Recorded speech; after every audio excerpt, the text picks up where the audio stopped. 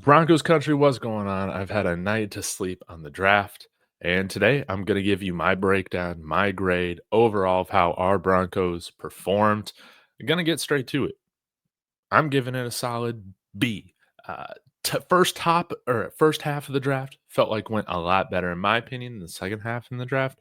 But gonna break it down for you guys. Of course, let me know your thoughts in the comments and subscribe, all that stuff. Like if you haven't done that already. But let's go ahead and get into it. So let me share my screen here. We can take a full look at the entire draft class here and also with PFF, their grades. So take a look at this. They actually gave the Broncos a B as well, and I was happy to see that too. They gave our class last year, I think, like an A or an A minus, and hey, maybe I just need to work for PFF because I feel like we're on the same radar here. But overall, I think when you look at this class in its totality, we got really good athletes. We addressed many positions of need also, which is great.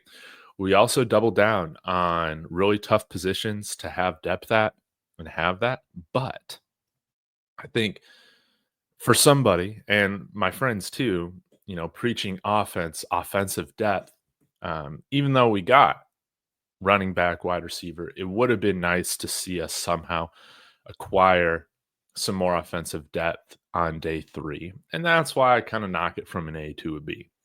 But ultimately, when you're talking about the picks in rounds 1 through 3, big fan of these guys. Jahdae Barron, he's an all-pro caliber type of cornerback. He's going to make this defense um, even more elite than it was. Jahdae Barron, he's going to be fantastic. If you were a fan of how the Philadelphia Eagles played football, especially in that Super Bowl, right? Cooper DeJean, man, think we got our Cooper DeJean. He's going to be very, very good. Team captain, by the way. Now, getting over to RJ Harvey. Man, I really like this pick. If you guys go back and look at some of my videos in the past, I've thought that, hey, maybe even RJ Harvey could sneak into the second round depending on how things go. But ultimately, I saw him a little bit more as a third round pick. But I love the fit for this offense for Sean Payton. I don't think he's going to be a guy that we're trying to give 20 carries a game to. I just don't see that. Again, why I'm kind of moving this grade down from what could be an A to a B is that I was hoping that we could get kind of that thunder and lightning, as Kodiak would put it, like our Timu version of, Sonic and Knuckles, right? We're still looking for that David Montgomery type of guy. Now, is it Audric Estime? Maybe. I hope not, because I don't think he did enough to warrant just not having to compete for a roster spot coming into a second year. But RJ Harvey, big time game breaker, one of the most explosive backs in the entire class. I don't see this as a reach, especially with his fit with the offense. He's going to be a lot of fun to watch. Really love this pick. Might go down as my favorite pick in this year's draft. Similarly, Pat Bryant was a guy that I felt like has been slept on by a lot of people, and I just think he's a great fit for this offense. RJ Harvey, another captain, in addition to Jahdae Barron, Pat Bryant is the same as well. This guy's clutch. He makes big plays. He's going to kill you over the middle. He really excels at those dig routes, post slants, a lot of those routes that Sean Payton loves to run, and he's comped him to Michael Thomas, right? Marcus Colston, those types of guys. We now have a few guys on the roster that can play that role if needed. But I think Pat Bryant, compared to a guy like Devon Villay, I think he's got a much higher ceiling with being able to still develop, as he is still like 4 years younger. I mean, guys, he's only 22. Very good wide receiver, very good route runner as well. I really like this. And guys, like, I think we do have speed on our offense in our wide receiver room, like Troy Franklin, Marvin Mims, Devon Villay. Like, these guys can fly. They can totally fly. We didn't need another speedster stick out there in the room. That's just how I felt about it ideally. Ideally, I wanted to go and get a big guy that can be excellent in the blocking game, which Pat Bryant is, and somebody who's going to possibly, depending on what happens with Cortland Sutton, has the ability to fill that role if needed. He's got the size and frame to do it, 6'3", 200. I'm not worried about his uh, 4.6 40 there. Keenan Allen, right? He ran a 4.6 or 4.7 40, and he had a fantastic career. Heck, he's still playing, I guess. We'll see where he signs, but really love the Pat Bryant pick.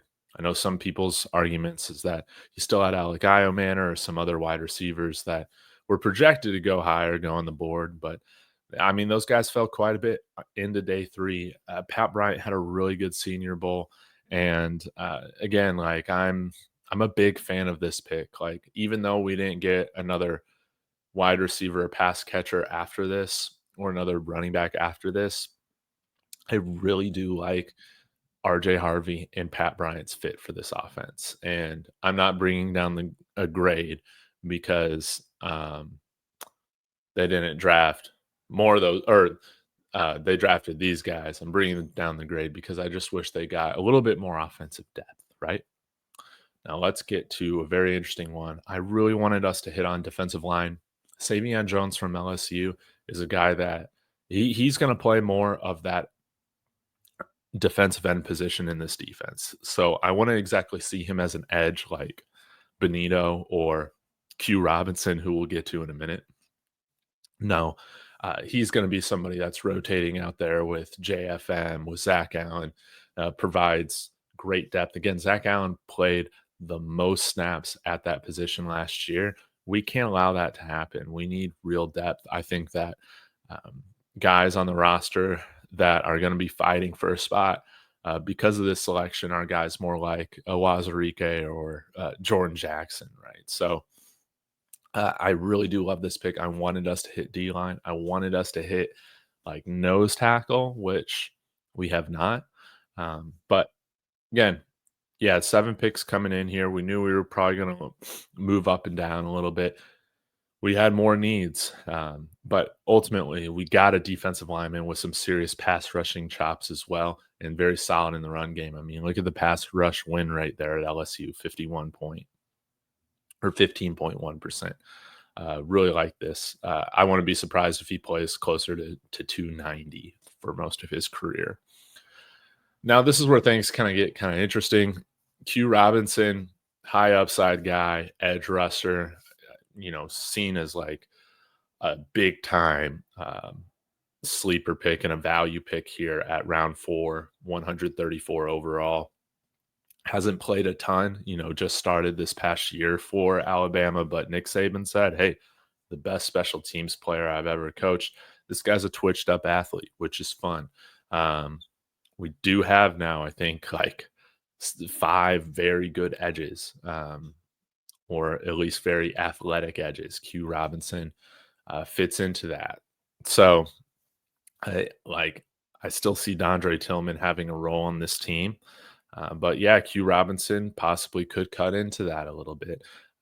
This is kind of the pick where it kind of seems like a luxury pick, because I think, again, you are drafting a guy when edge, in terms of starters, we got those guys on lock. I'm pretty confident this is not a threat to Nick Benito at all, 4th round pick. No. We're going to have our starting edges. We still have Jonah Ellis and Dondre Tillman. But maybe with the kickoff change, rule change, where the touchbacks are now going to the 35-yard line, maybe you really are wanting more guys to make sure that they're contributing on special teams in a solid manner. You can also put him in the box a little bit, depending on the situation, possibly a QB spy.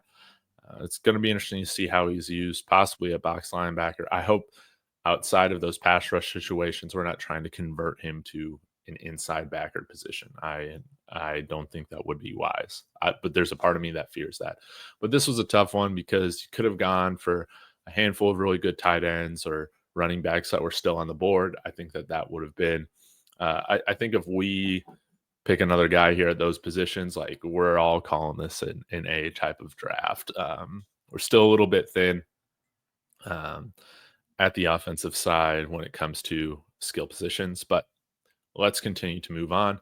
One pick that I'm going to defend, man. I'm just going to do it. Jeremy Crawshaw, it's a 6th round punter. You saw Tyler Loop go off the board previously to Baltimore in this round, if I remember correctly. So, yeah, like if you're a really good punter, 6th, 7th round, that's where you should go. This guy's he's gonna be our punter. I'm gonna call it. He's gonna be our franchise punter. The guy's from Emu Plains, Australia.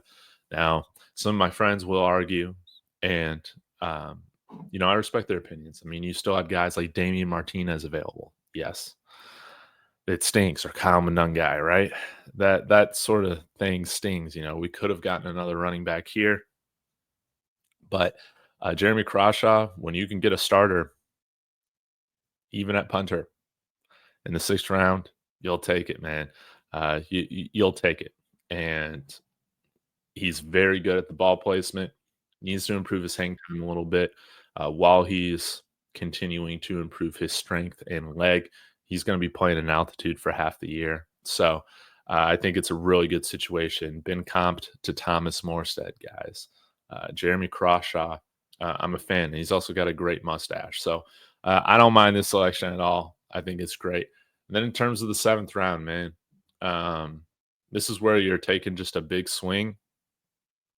And again, guys, we're talking about 7th round picks outside of Jonathan Cooper, man. I can't really name any 7th round picks right now off the top of my head, unless I think about it really, really uh, hard.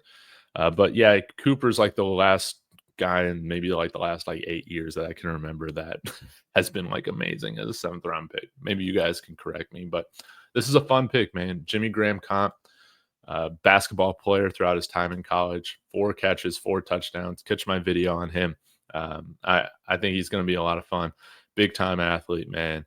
And him and Jimmy Graham, similar points there on the basketball court as well in their college career. So ultimately, though, like I do agree with a lot of kind of the issues that people might have with this draft, but I still see it very positively because at the end of the day, the guys who are going to statistically impact this team moving forward are guys picked in the first 3 rounds, first 4 rounds. When I'm looking at this in a vacuum, Barron, Harvey, Bryant, Sai'vion Jones, absolute A, freaking crushing it, man. That's important. Day 3, some question marks, but if you're going to take some dart throws, do it there, right? I think also when you look at what the Broncos have done in the free agent class, the UDFA class, this is interesting because we haven't signed a tight end or a running back, and that was my expectation. We'd sign some of these guys as UDFAs. I think another move's coming, man. To me, it just doesn't make any sense for the Broncos to um, not do that if they don't have some signings or trades coming up at the tight end and running back position. So we'll see where we go from here. But guys, how would you grade the Broncos draft? Um, what's your favorite selection? Mine is RJ Harvey. Y'all take care.